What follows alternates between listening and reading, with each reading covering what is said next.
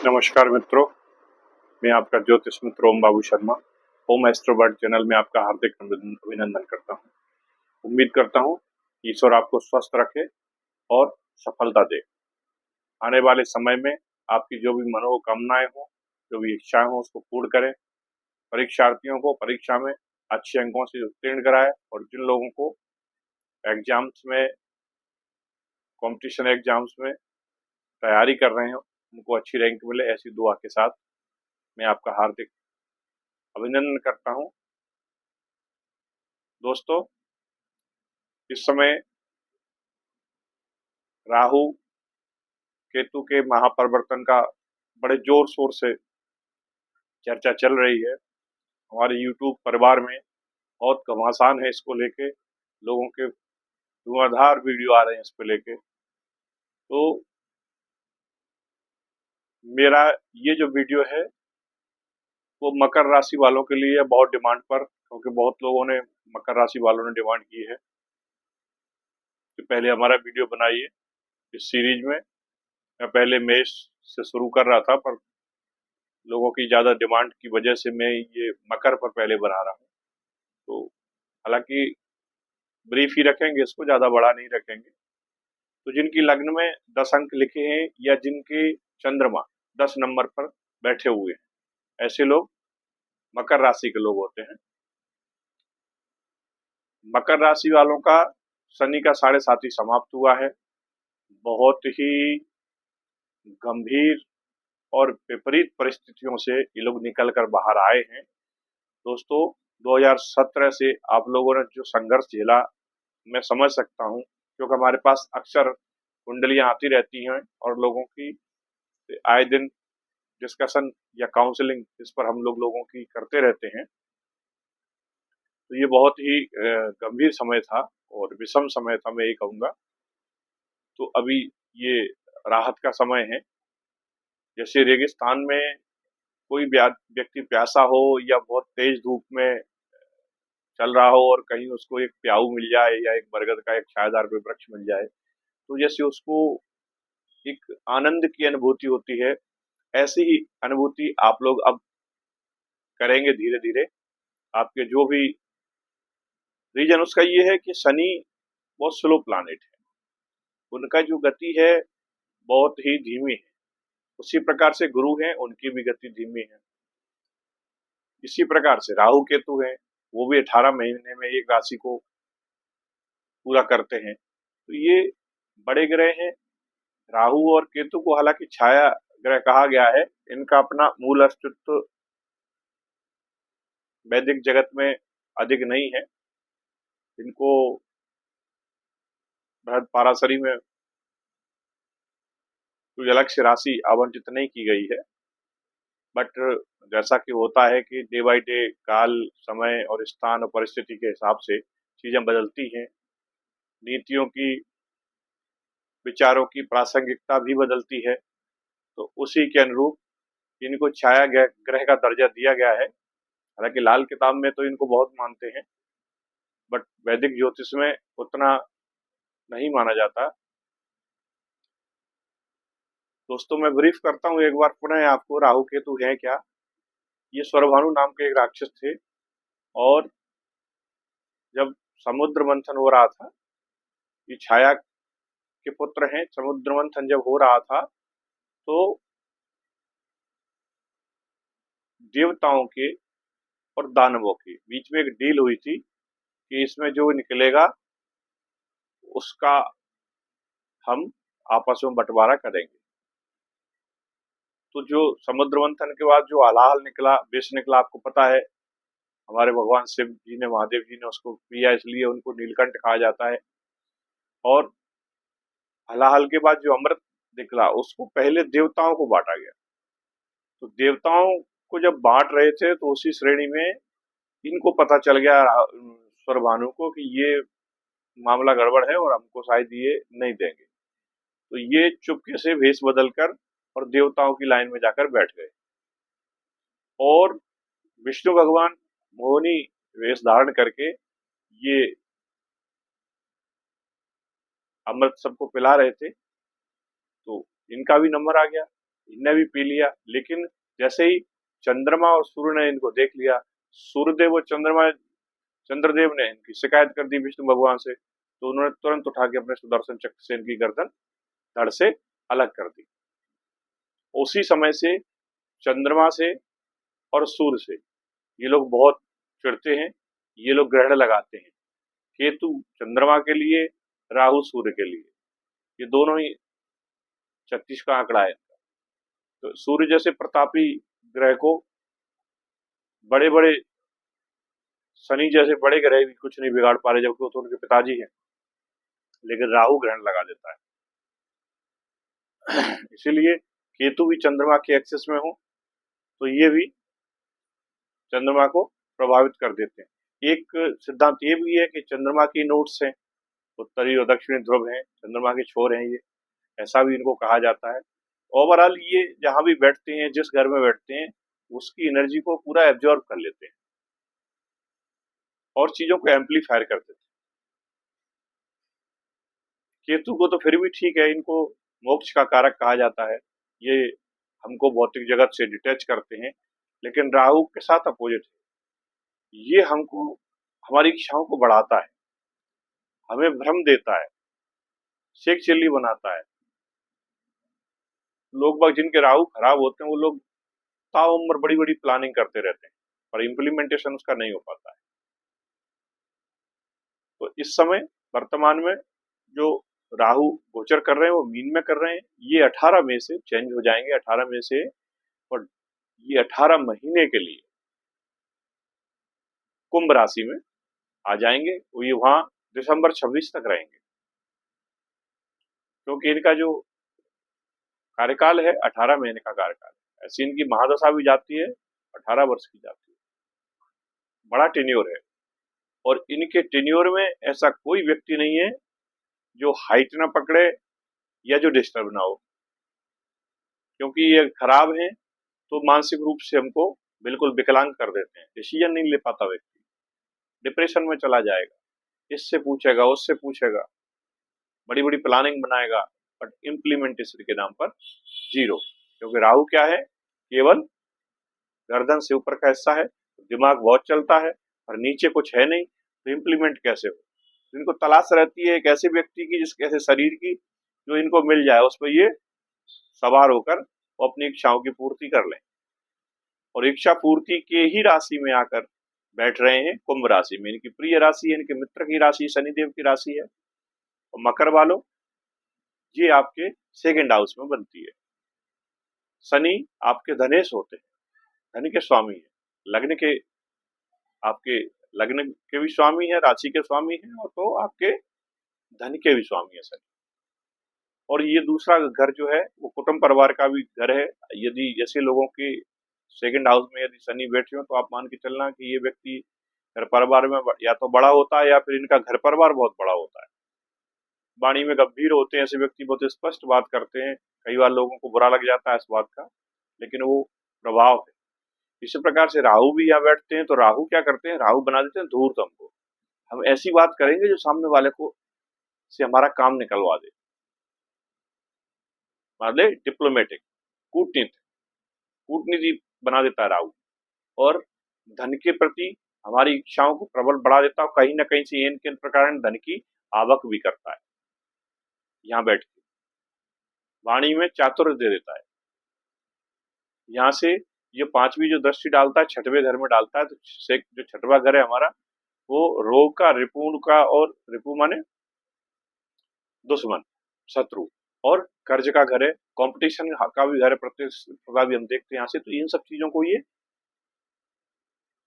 Benefit देता है इसमें, क्योंकि ये क्या है, जल्दबाज बहुत है, ये ये टिकता नहीं एक जगह, इसको चलते रहना है, इसको बहुत बहुत प्रबल महत्वाकांक्षी है। तो क्या करता है, जब इस दृष्टि डालेगा हमारे छठवें घर पर, तो हम मान लीजिए कंपटीशन की तैयारी करते हैं, तो हमारे अंदर और जोश आ जाएगा।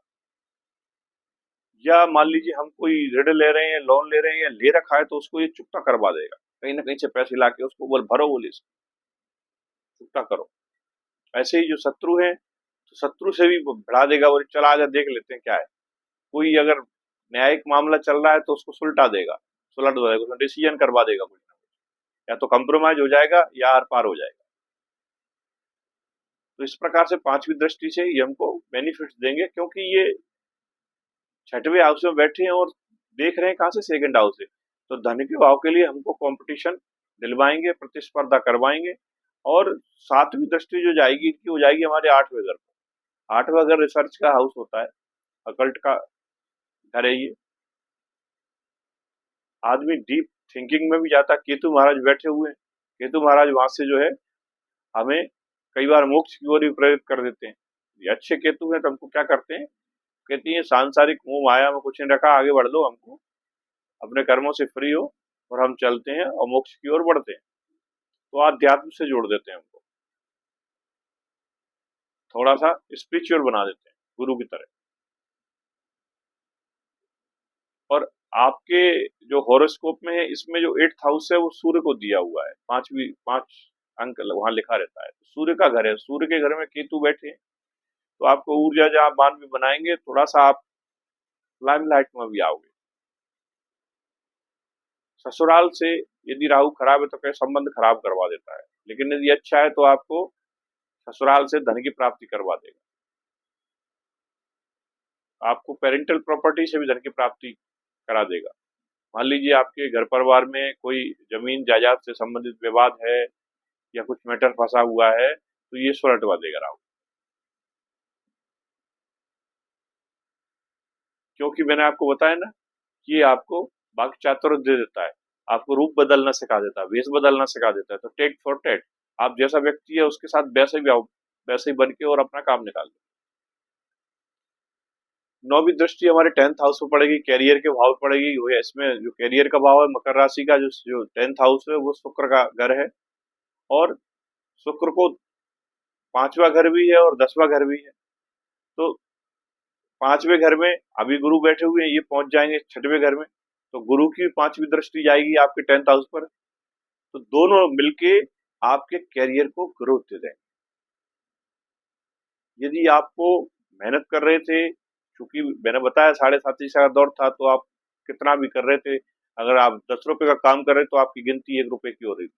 अब ऐसा नहीं होगा, अब चीजें रिकॉग्नाइज होंगी, लोग आपके काम को पहचानेंगे और उसको तवज्जो भी देंगे, आपको क्रेडिट भी मिलेगा उसका। और जैसा मैंने आपको बताया कि राहु का तो काम एक्सपोज करता है चीजों को, एम्पलीफायर करता है, तो आपको एक्सपोज किया जाए। अब फ्रंट लाइन में आ जाओगे आप, अभी पीछे थे, आपके काम की सराहना होगी, ग्रांट मिलेगा उसका, प्रमोशन मिलेगा, आपको पदोन्नति मिलेगी आपको। और धन के भाव में बैठे हुए, धन के भाव में बैठ के 9वीं दृष्टि डाल रहे हैं। 9वीं दृष्टि मतलब भाग्य वाली दृष्टि होगी। और गुरु कौन सी डाल रहे हैं, 5वीं दृष्टि। 5वीं दृष्टि माने पूर्व जन्मों के द्वारा कमाए हुए आपके पुण्य प्रताप, उनका बेनिफिट यहाँ देंगे। तो गुरु की 5वीं दृष्टि और राहु की 9वीं दृष्टि दोनों मिलके यहाँ जब काम करेंगे तो आप स्मार्टनेस के साथ अपने काम निकाल ले जाओगे। हाँ, बस ध्यान रखना है, तो ये थोड़ा सा एटीट्यूड नहीं दिखाना है, क्योंकि ये गुरु दे देते हैं कई बार।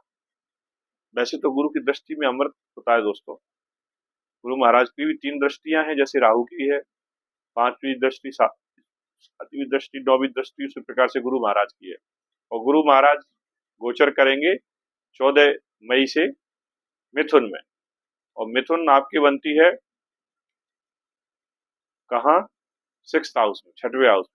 तो गुरु वहां बैठ के इनका भी, ये भी यही काम करेंगे। गुरु भी आपके पुराने जो कर्ज हैं उनको चुकता करा देंगे। और यदि कोई कर्ज आप नया लेना चाहते हैं, किसी व्यापार के लिए, विदेश जाने के लिए या किसी धर्म के काम के लिए, तो वो भी करा देंगे। ये आपके धर्म यात्राएं भी बनाएंगे, विदेश यात्रा भी बनाएंगे।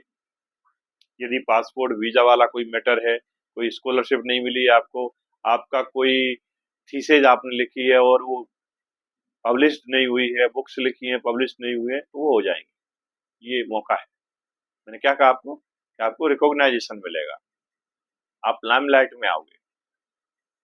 अभी तक आप छुपे हुए थे, आप जो कर रहे थे कर्म के क्षेत्र में, जो रच रहे थे, या ज्ञान के क्षेत्र में जो सोच रहे थे, वो दिख नहीं रहा था लोग, अब वो दिखने लगे।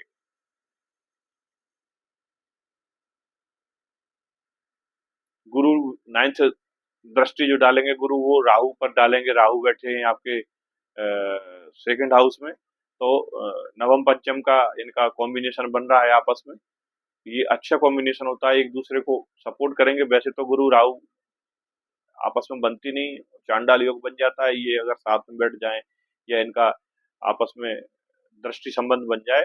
लेकिन यहाँ ऐसा नहीं होगा, इसलिए नहीं होगा क्योंकि राहु मित्र राशि में है, शनि की राशि में है, धन की राशि में है, तो वो अभी नुकसान नहीं करेंगे, बशर्ते कि आपके होरोस्कोप में खराब ना हो, बुरे रिजल्ट देने वाले ना हो।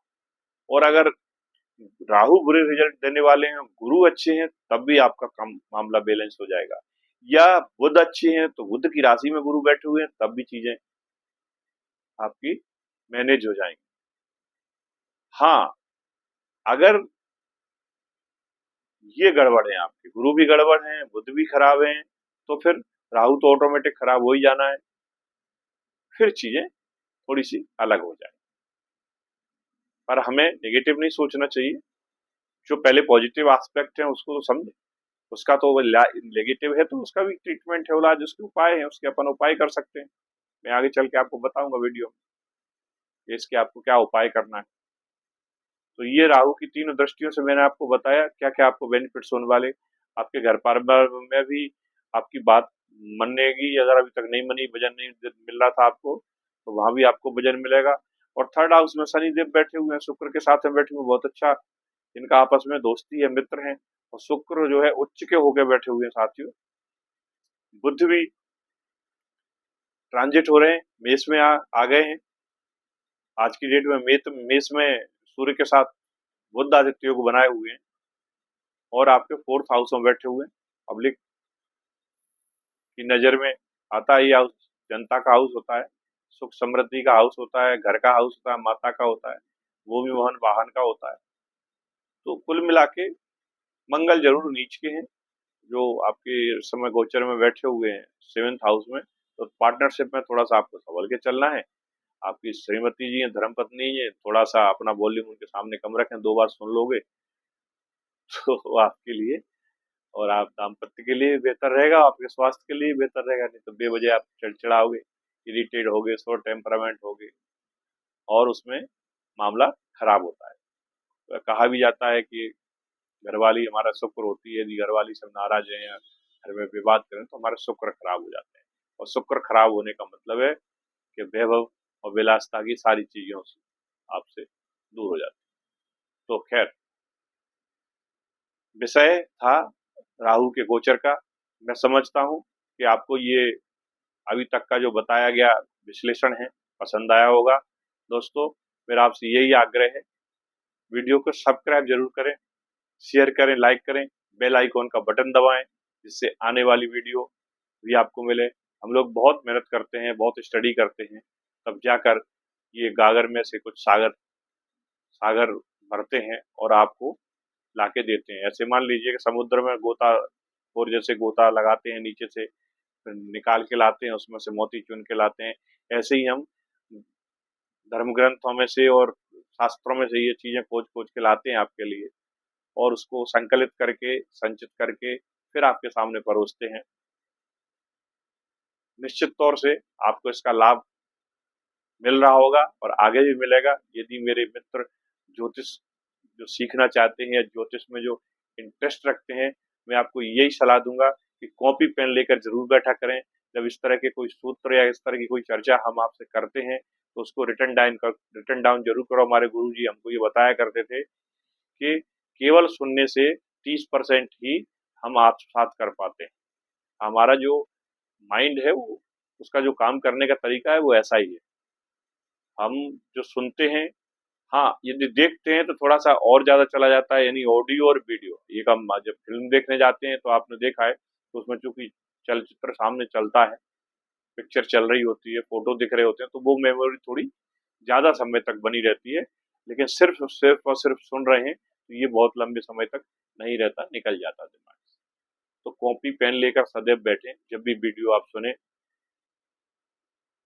क्योंकि ये चीजें आपको एक जगह कहीं लिखी हुई नहीं मिलेगी। हम लोग जगह जगह से संकलन करते हैं, उसके बाद उसको ऑथेंटिसिटी देखते हैं उसकी कि ये इसमें कितनी सत्यता है, उनको कुंडलियों पे लगाते हैं उन सूत्रों को, देन फीडबैक भी लेते हैं आप लोगों से, तब जाकर अब ये कन्फर्म हमें हो जाता है कि हाँ, ये अब 100% सटीक जा रहा है, तभी जाकर आप लोगों के साथ ये डिस्कशन करते हैं। तो कृपया वीडियो के जो कमेंट्स हैं उसमें आप लिखा करें, आपको कोई बात अच्छी लगती है तो अच्छा लिखें, बुरी लगती है बुरा लिखें, कुछ कमी यदि इसमें नज़र आती है तो हमारा मार्गदर्शन करें, और अच्छा लगता है तो हमारा उत्साहवर्धन भी करें।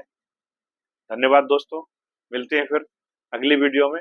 नमस्कार, राधे राधे।